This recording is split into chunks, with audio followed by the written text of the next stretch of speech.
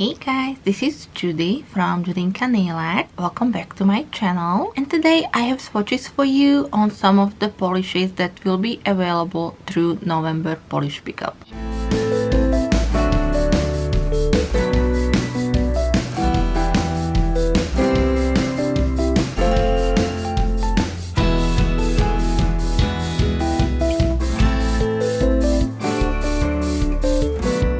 I'm so excited to show you today some of the polishes that you will be able to get or put your hands on during November Polish Pickup. The theme is Red Carpet and the online store will be open from November 6th through November 9th, 2020. I will leave for you all the details that I can on these polishes in the description box, so definitely check it out. And all of these polishes, plus I also have a sugar scrub from KB Shimmer, were sent to me as PR. I seriously can't even choose again between these polishes. They are all so unique in my opinion. I don't really have anything like this in my collection, so definitely these 6 polishes would be on my wish list.